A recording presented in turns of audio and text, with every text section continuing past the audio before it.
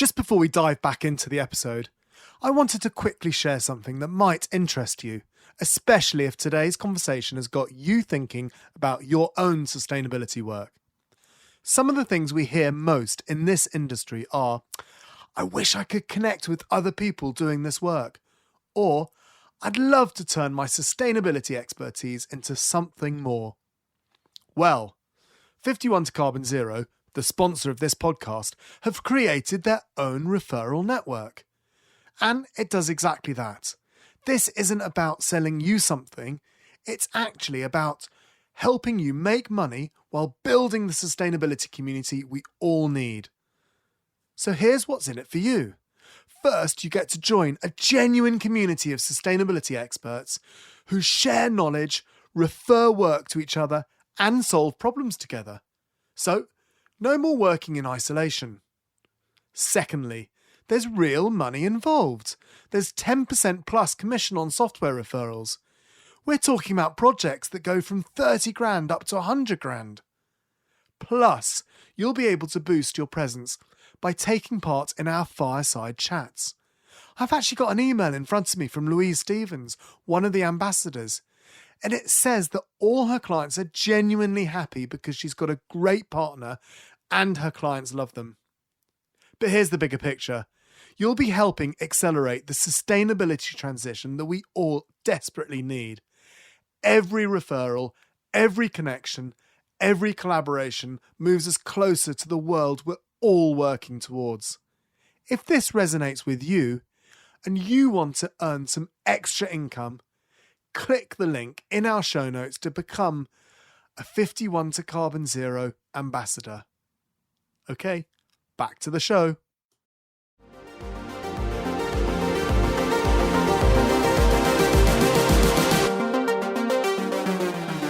Welcome back to the Green Element podcast, where we feature business leaders and innovators transforming their operations to be more environmentally and socially sustainable. I'm your host, Will Richardson, and I can't wait to meet our guest today and help you on your journey of sustainability.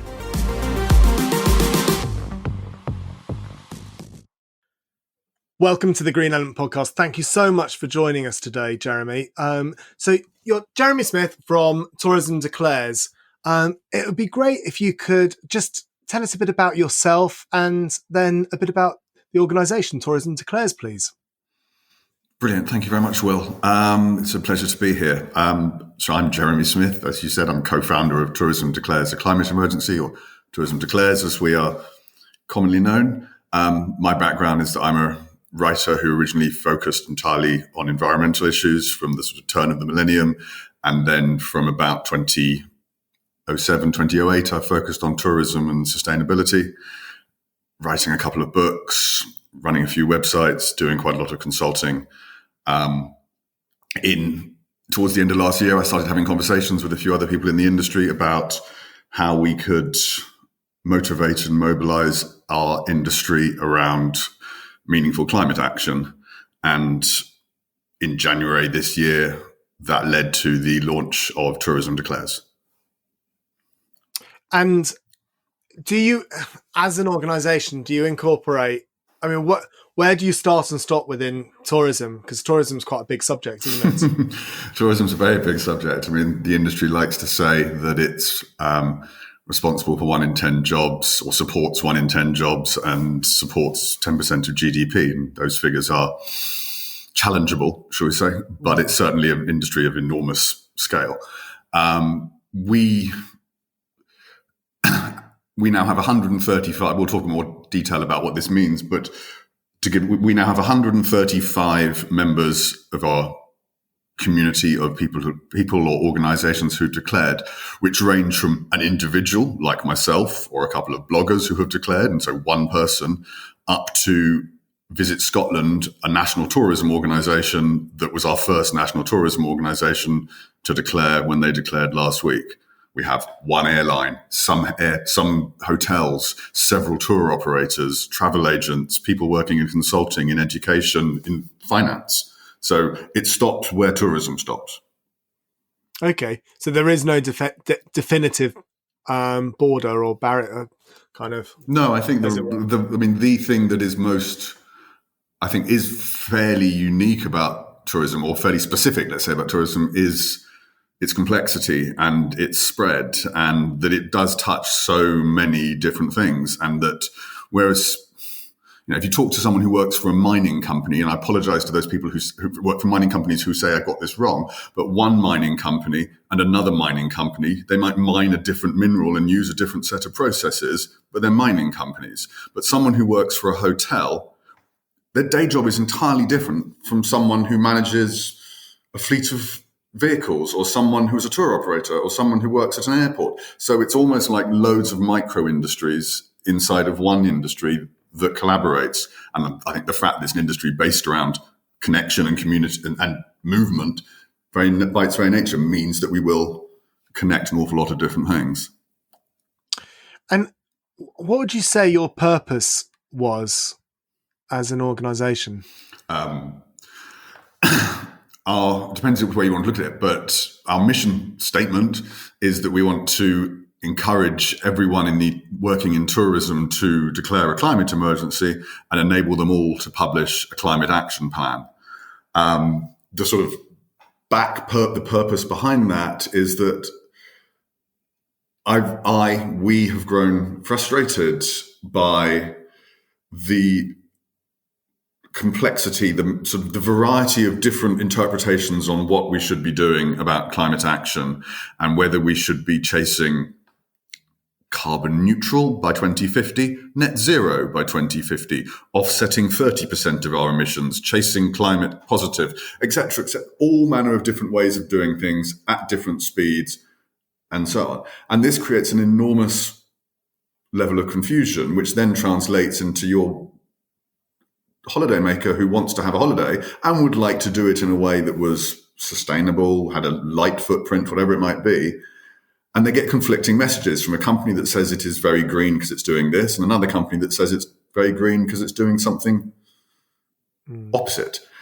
We felt that the travel industry, historically sets its own targets, creates its own ways of doing things, and yet increasingly outside of the industry, in the wider industrial world or in society, there are increasingly established frameworks for climate action, and whether that's through the IPCC, the science-based targets, etc.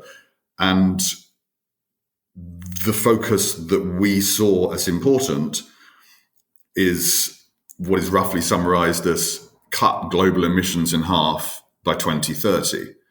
And to me, if you talk, we're coming towards the end of 2020, I can talk about what I'm going to do in 2021, 22, 23, right up possibly to 2029, 2030. But if you start asking me what my plans are for 2045 and 2047, it's a meaningless question. And I can't in any way envision, other than some sort of sci-fi response. What I do know is that if we want to achieve aims of carbon neutral net zero by 2050, the best chance we have of doing them is to radically, urgently address carbon emissions now. Yeah. And how radical do you think we should be? Well, depends on who we is, I think. But I think we are everyone, because I think that your industry affects, I would hazard a guess, almost everyone. We're talking about the UK here. We're a first world country. But, so I don't want to put my luxuries onto what and expect other people to have so many luxuries. But I do go on holiday, and I would hazard a guess that the majority of our listeners go on holiday, and the majority of people in the UK go on holiday, and probably first world countries. Mm-hmm. So how radical do we, as people who either work in the tourism industry, or we as people who use the tourism industry, have to go, do you think? I mean, my work is entirely industry focused. I'm not talking directly to people making decisions about how to have their holidays. It's a separate conversation which we could have, but it's really not what Tourism Declares is about. Being very much, again, I feel that tourism has historically said when the tourist demands it, we will deliver it. And I have always felt that what we need to do is to say, no, we know we need to do this. So we will do it so that the tourist can find it, so that it can happen regardless. I don't see that we should wait for someone to demand that we make environmentally sustainable, environmentally unpolluting products before we make them. I think we should make them because we don't want to make polluting products. Yeah. Okay. Yeah. So disseminating information and helping people. Yeah. And in terms of, you said, how radical should we be? That is different parts of the industry, going back to us talking about it being a multifarious sort of industry. If you run a camping organization based in Dorset, or take cycling tours, or you take people on walks around the East End of London, then the radicalism of your climate action is very different to if you take people on giant 5,000 person cruise holidays, or if you run an airline, and each one of those has a different role to play and different nettle to grasp and different opportunities in terms of engagement. And what I'm trying to do, and I'm not going to pretend it's easy, is to find a place for all of those people working in all of those industries to acknowledge the challenges they each face and maybe somehow find a space to come together to find solutions. And I think there are solutions. I mean, right when we first started, I was talking about how much good I think the travel industry does for the world, and how we can't be black and white on an issue like this, because basically everyone knows, travel's bad, you shouldn't travel. That's what we're told as general public the whole time, and I personally don't think that that's actually true. I think that there's an awful lot of good that comes out of travel, but equally, it's how do we reduce the emissions on that travel as well, and what do we and how do we play a part? As listeners to this podcast will know, Green Element and Compare Footprint are not firm advocates of carbon offsetting per se, but equally we've talked to some of your members and people that work in the travel industry that rather than put money into, say, an offset program that has dubious actual positive outcomes at the best part, why not invest in, I don't know, newer technologies for airlines to be reducing those impacts? Changing our conversations around what it is that we're doing will have more of a long-term positive impact than the short-termism, which we tend to jump on quite quickly. Yeah, I think, again, it depends on whether we're talking about individual choices or corporate choices, but I believe that the power, I believe in the potential of travel to do good. I'm not here working in tourism for the last decade because I'm an anti-travel advocate. I love greatly the industry, I love greatly the process of traveling and discovery. I think that we have made too much of an assumption that process necessitates and is improved by distance, and that the further I go and the more, inverted commas, exotic the place I go, the more rewarding and greater the experience that I have. Yet in the UK, where we have more flights per capita than any other country in the world for leisure, still 50% of the country didn't get on an airplane and go on holiday last year. And the vast majority of people did take some form of holiday, did travel in some way, but they found their pleasures, for whatever reason, without necessarily getting on an airplane. So we don't have to automatically assume that when we're talking about travel, what we're talking about is flying. We're talking about leaving the place where you live and leaving the process of getting up each day and going to work and taking yourself away somewhere else to relax. And then I think and that's a very different conversation to just the idea of talking about the mechanisms of getting on aeroplanes and going places. Good. Okay. That's and I think that's where, and it's that education, isn't it? And I think it's talking about it helps for people to understand what we're talking about, and what more environmental tourism means. Yeah, and not just more environmental. I mean, one of the most wonderful organisations I'll happily give a name check to is the Family Holiday Association, based in the UK, whose core purpose is to ensure that those people from families that simply cannot afford a holiday, where the very concept for holiday is something way beyond their means, to enable them to get some form of break that literally gives them a break, that gives them the chance to see something beyond the narrow confines of their life, that gives them the opportunity to, a child who's 13 years old who's never been to the beach, going to a beach. And it might just be, I'm not talking about going to the Maldives. I'm talking about, going to wherever, the beach and any one of the beaches that surround the UK. And that is treating tourism as a social good. And there's an enormous point of value in that. We see it in doctors in the Orkney Islands. There was a story last year, I think it was, about doctors in the Orkney Islands prescribing bird watching and rambling rather than pills to people. Now, basically, they were saying, why don't you have a holiday? It's going to be better for you than taking these antidepressants. So there's undoubtedly something, and that's what I think why we have to always unpackage the idea that it's about a flight, because it's not. It's about whatever it is. I mean, for me, it's about going on a long walk and connecting with nature. Or it's about spending time with my wife and getting up late and, making a big meal. But that's just my version of it. For other people, it would be about, whatever it is, cycling, skiing, exploring a new city, going to an art gallery. Yeah. And how do you engage people with your messaging? I mean, is there anything that you have done that you've thought that really works really well in the way that you've engaged people with your communication? Yeah, I think we took a long time. We probably spent 3 months before we launched the initiative, working out how to launch it and what we should do. And knowing that calling yourself Tourism Declares a Climate Emergency meant that there was a certain sort of, it was there and it jarred when you came out.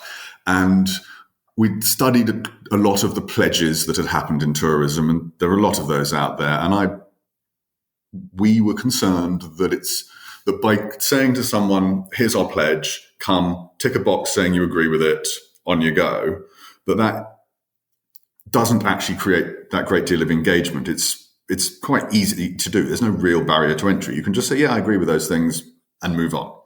So what we said is the core commitment of what anyone does who declares a climate emergency is that first of all, they declare the climate emergency on their own website. So all those 135 organizations, individuals, companies who have declared now have a page on their website, which is their Tourism Declares commitment. So every single one of them has committed to do that. And the second thing is they've also committed to publishing a climate action plan, so outlining the beginning of their journey towards climate action within 12 months of declaring. So we both time limited and said, you're going to be doing something with this within the next 12 months, and you're going to put something on your own. You're going to own this. You're going to put it onto your own website. And what that did is it slowed the process of growth down enormously, because I'm sure if we had just if we just put out a website and said you can click here, we probably would have many more signatories now than we do. But one of the most rewarding things has been the number of conversations I've had with people subsequent to them declaring, where they've said, we thought this was going to be just a really simple process and we thought it was great. So then we sat down and started doing it. And then it became a conversation. And then we wanted to do it properly. So we thought, well, if we're going to do this, we're going to do it properly. And that's why it's taken us 3 months to declare, or 3 weeks, or whatever it might be. And to know that without necessarily having done anything about it actively or directly, out there, companies were sitting around as a team, as a group, and having a conversation internally about what climate action meant for them, told me that we were bedding in, that we were actually engaging with them beyond the way that we could have possibly imagined.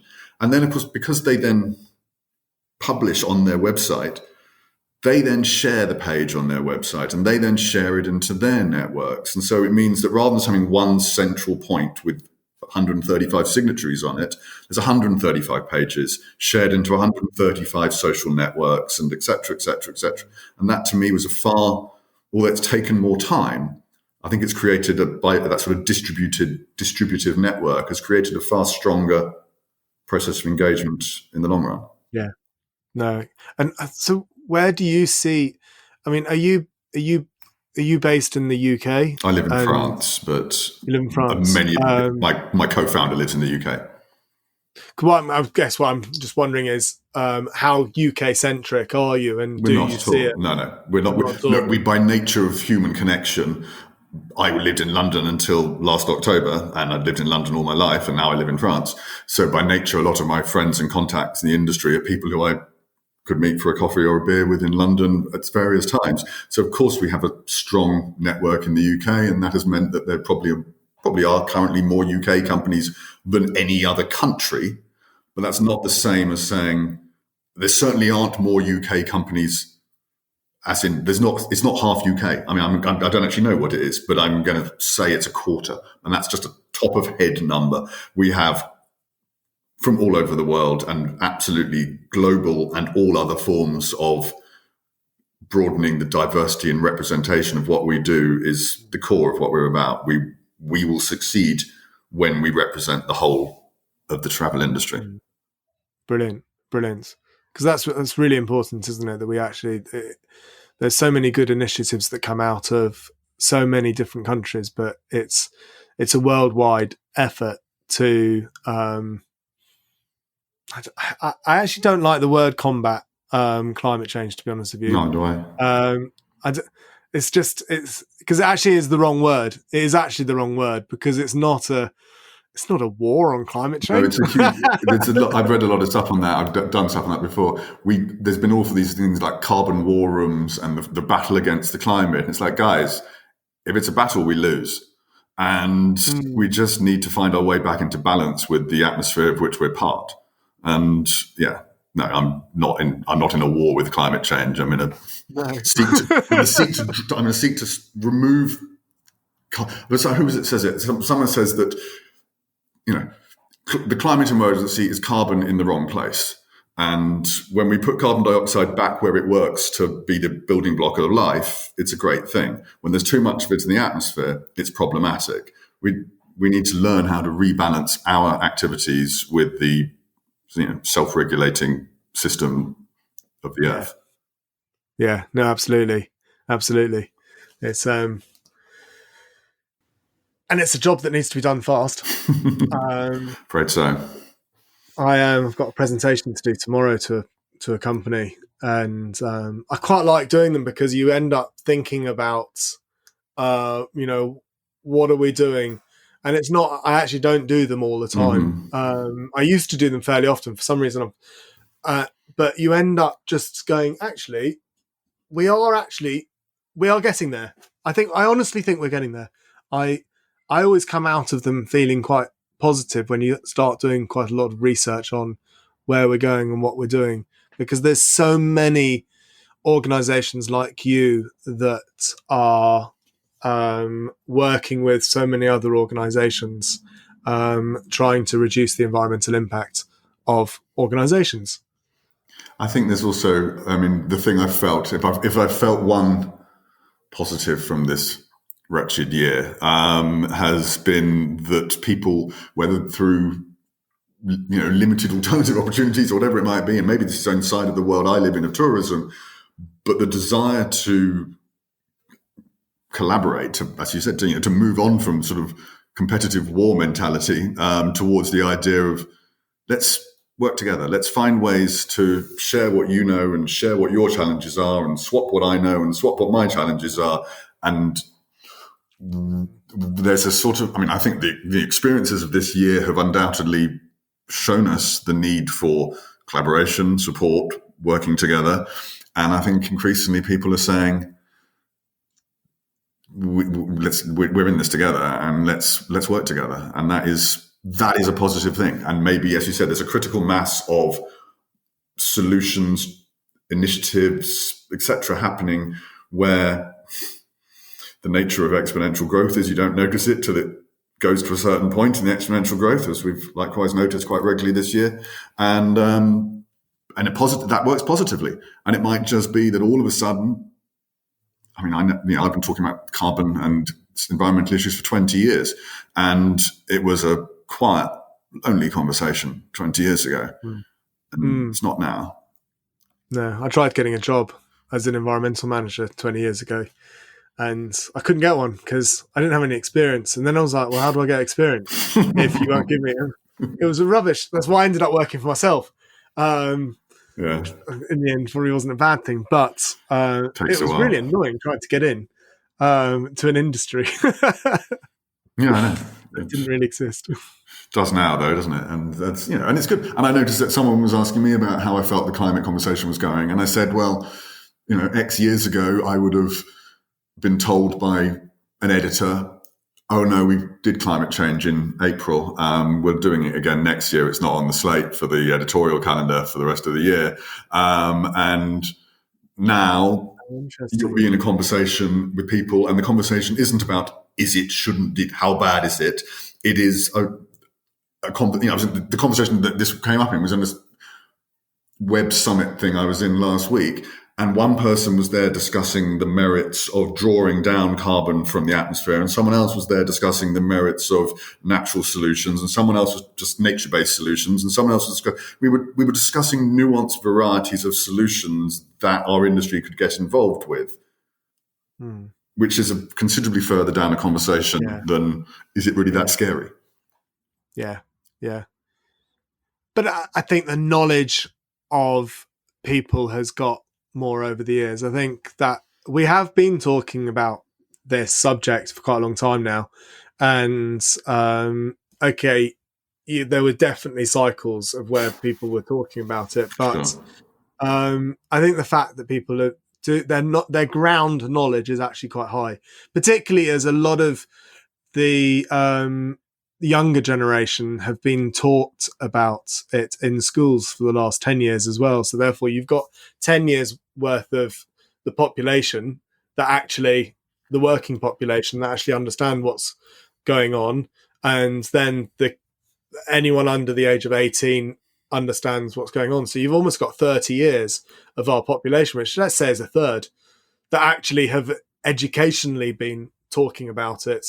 And then I would say the next third, people have been educated from the media. Yeah, I think that's for so long. So I think that's absolutely also helped that kind of tipping point that's happened. I think that is undoubtedly correct. And I mean, and look, and I don't need to go on about it, but there's no doubt about it that it's in years. We launched with the Australian bushfires raging.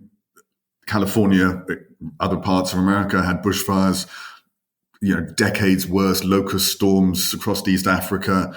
We hit so many hurricanes in the Atlantic that we went past giving them names and started just naming them after letters of the Greek alphabet.